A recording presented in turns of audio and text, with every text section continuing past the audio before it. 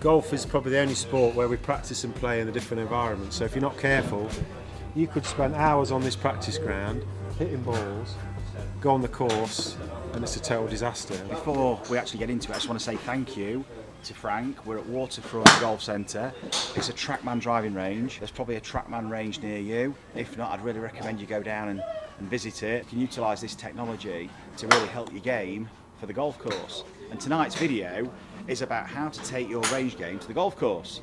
And I'm here with Danny. Evening everyone. So Danny, Zen golf coach. Danny's one of the team with us at Bawtry, one of the coaching staff. If you want to book a lesson, just follow the link in the description. I'm sure after this video you'll want to book a lesson with Danny. More so with Danny than me after you see my swing tonight. We're going to have a little practice session. So I'm going to hit a few shots and I'll let Danny take over.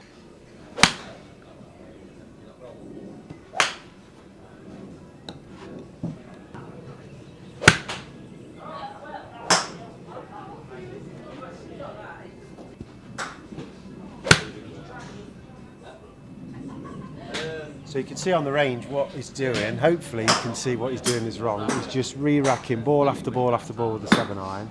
Probably not really aiming at anything. Are you aiming at anything or are you just hitting and hoping? I am actually aiming at something. I'm always hitting and hoping. So the problem is here is that we generally pick our favourite club out, so most people 7-iron, and we'll aim aimlessly on the range, hoping that ball's going to do what it wants to do. And by not watching this ball, so notice how quick he's re-racking another ball. So the ball's not even landed, he's re-racking another ball, so there's no real feedback in the ball flight or the swing or what he's feeling. So what we're not doing is creating any awareness regarding target, the feeling of the swing, and also we're not even changing this club. So obviously golf is random, so we're choosing a different club, different target. As you can see at the moment, he's just hitting the same club at the same place. I wish it was the same place. Yeah. Golf is probably the only sport where we practice and play in a different environment, so if you're not careful, you could spend hours on this practice ground hitting balls, go on the course, and it's a total disaster, and which most of us find. So what we need to make sure is, are we practicing correctly? Have we got the right process for this practice ground? So how do you feel with those shots? Well, that felt good, that last one. What, the 1 out of 10? So eventually... No, they weren't too bad. It felt good. It's not a bad distance for me. It's uphill. You can probably recognise maybe what I was doing with maybe your own kind of approach at the driving range. Sometimes we fall into the habit of just whacking balls, like Danny was saying, just literally dragging another ball. Before the ball's even landed, I was hitting shots. The dispersion with them shots was probably about 30 yards with a 7-iron.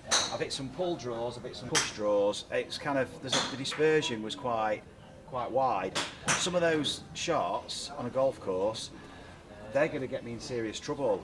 And they're going unrecognised here because I'm really just waiting for a good shot. It's a numbers game. I'm going to get a good shot at some point.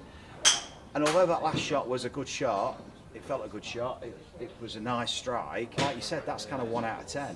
I mean, it's kind of the rest of the shots, there was so much dispersion, and I'm actually behaving here completely different as to how I'll behave on a golf course. There's no routine, I'm literally stood in the same place. I'm really not valuing the golf shot. I'm not getting any feedback, really. I'm making a little bit of adjustment, but how does this actually apply to me playing golf? It's kind of, I'm just going through the motions. And notice you must have hit, how many is it? Probably about 10 balls, 10 balls. There in probably 20 seconds. Yeah. So the body's moving in a different way totally. This is like sprinting, hoping something's going to happen. And he wants to get that good feeling. He wants to hit a good shot. We all want to hit that perfect shot. And if it's not a good shot, he'll turn away, pick another ball out until you get the good one. And on a golf course, you're not going to hit good shots all the time. So we need to deal with that disappointment, not only on the golf course, but on the range as well. So when we do hit a bad shot on the range, recognise what you did and then start to deal with it. But what I would recommend is when we practice, have the discipline to play how you would play on the course. Change your club every shot, change the target every time. But this is what we're going to come to, just to give you an idea to practice better. So when you go to the course, you're going to improve, because ultimately we can be really good on the range. Most of us are fantastic on the range, get on the course and it's like, what's happened? because you're not practicing the right way. So this is what we're going to do to show you now. The question is how do you make practice representative to how you're going to play on the course? This range setup's brilliant. I mean, the games are fantastic. It's just applying them in the right way. So what I'd suggest we do first, go to the games, bullseye. For this particular game, you get 3 shots, okay? But you can pick different targets. So instead of hitting 3 shots to the same target, hit one at each ball to a different target. So this is actually now practicing how you'll play on the golf course with real life feedback, which is meaningful. When you go to the shop and you buy your range balls, it's very common we'll go for 100 balls because we perceive if I hit 100 shots, I'm going to improve this swing, this perceived repetition. So maybe 100 might be right for some people, but I would, be careful of how many balls you're hitting, because are you really focusing on every shot, or is it just ball bashing again? So be careful of how many shots you're hitting, and try and put these balls out of the way so it's not so tempting to re-rack. So every shot, you've got to go back to the basket, so it just stops you just raking into the ball. I'm watching it all the way to the end. It's a bit long, that thing, isn't it? Yeah, creamed it. Too strong.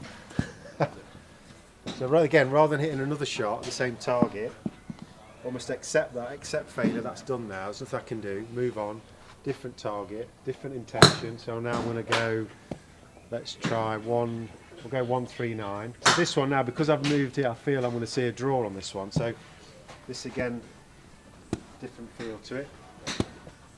And it's a chance now, does the practice swing marry up with the intention? Does it feel like a draw swing? Yeah, I started it too far left. And I'm tempted now, because it didn't work out, I want to get another ball out of the bag. Good number though, 137. Yeah. So it's, when that ball doesn't fly how you want it to fly, it's hard to watch it. When it's a good shot, you watch it all the way through, but when it's not quite how you see it, you want to re-rack it. But remember, like we said before, on the golf course, you've got to watch it, because that could end up in a bush or a bunker or whatever. So watching that shot. Exactly. What these ranges are fantastic for is that they're giving us the ball flight and the proximity to target, and that's what's absolute king on the golf course. And so we need to watch the ball land. This is giving us that information. Watch the ball flight and then recognise where that ball finished in relation to where you wanted it to go. So you're now getting you're getting a sense of that discrepancy. And then are there any kind of patterns to your play? When you go for the draw, do you tend to hit pull draws? When you go for the fade, does it start right and fade off to the right, or do you struggle with one particular shape? So you can actually use this now as feedback to how comfortable you feel playing these shots, and are there any tendencies that start to emerge when you go for certain patterns? You want a bit of interaction, you want a bit of a challenge, so you can we can both play to the same target. So yeah, let's do that then. Yeah. Also good to watch, like we're playing on the golf course, watch how another person plays that shot, and might give you a picture in your mind. Yeah. Also, again, if they hit a good shot, that might put the pressure on you. Same on a golf course. So because you want to make it fun, because playing golf's fun, so this has got to be fun too. It just wants to be productive. So go on then, Danny. 139. 139. Oh, it's turned it on. Level, mate. Yeah, there's a bit more pressure on that, so I thought I've got to just Oh, turn it up a you've bit. got a bit big. It's Oh yeah, still. Big dog. It's all that yoga stretching. Too strong, mate. Oh, he shows. Long though. Oh no. He shows up. Oh, 1 yard off the distance. Right, Sorry, I need mate. to go again.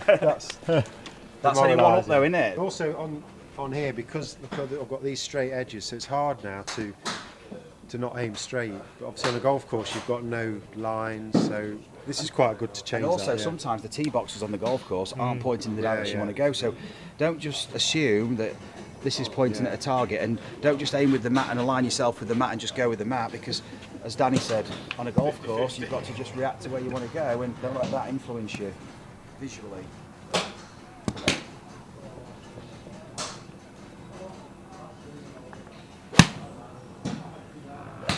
I think Danny's feeling sorry for me here. You gone for the wrong one?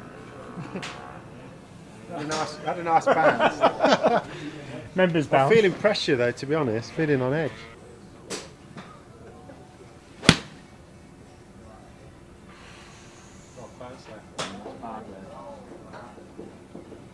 He's done You're ya. inside. He's done Only ya. just. He's done ya. Only just. Let's go for the 192. Let's do it. Oh. 190. I'm going to have to hit this out of my boots. We've got I'm going to go for. that one down the middle. Yeah. Feel a little bit anxious on this shot. So again, like, through your mind there. What are you just thinking not, I'm not. about here now? At the moment, I've not seen a shot yet. Yeah.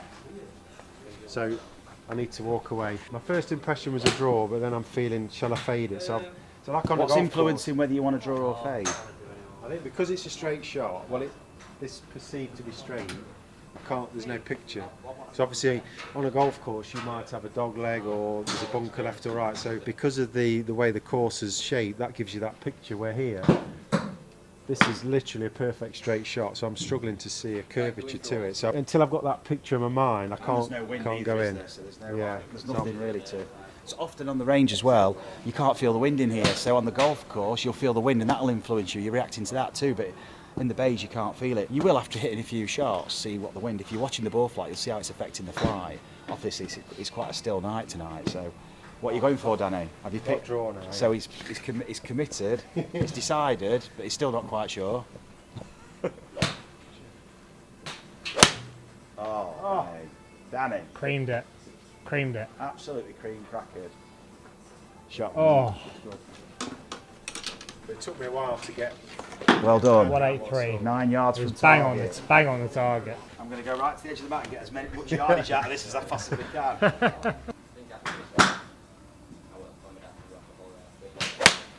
Oh, try to leather that. Try to leather it. So look, not watching the ball. But can you feel? Yeah, not watching the ball. 25 yards off target. But I turned away. Now, that might happen on the course as well, but I'm really not watching that ball flight there. It was a bad swing. Put me under pressure, didn't he? But and He's done him.